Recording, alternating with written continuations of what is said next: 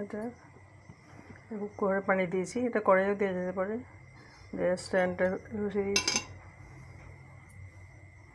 তারপর এটা মিক্স চাল, 1 কাপ চাল, 1/2 কাপ মুগ ডাল 3-4 ঘন্টার মতো ভিজিয়ে ছেঁকে নিয়ে মিক্সড করেছি। তার সঙ্গে লঙ্কা, আদা, পেঁয়াজ, 2টো কাঁচা লঙ্কা, 1 ইঞ্চি মতো আদা, 4-5টা রসুন, একটা ছোটো সাইজের পেঁয়াজ, আর নুন, আর 1 চামচ মতো বেকিং পাউডার দিয়ে, আর 2 টেবিল স্পুন মতো টক দই।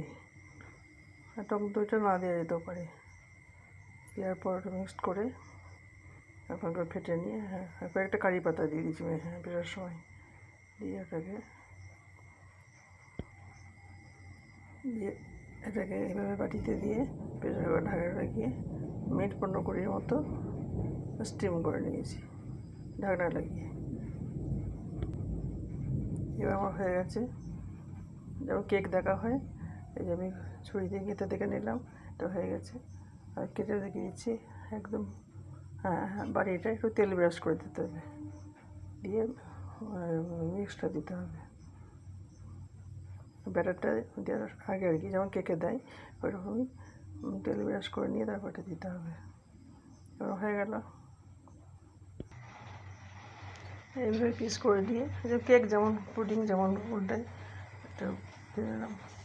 দিয়ে এই কারি পাতা আছে আর টমেটো সস আছে, সসটা আমি বানিয়েছি বাড়িতে, একটু কাঁচা লঙ্কা দিয়ে সস দিয়ে খাওয়া যেতে পারে।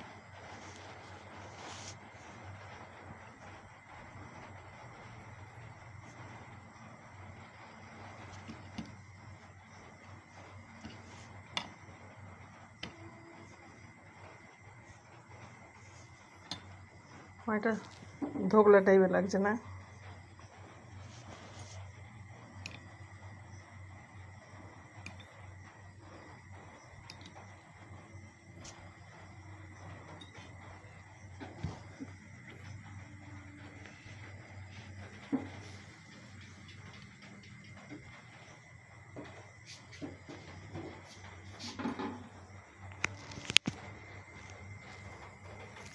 হ্যাঁ, আমি পরিবেশন রেডি।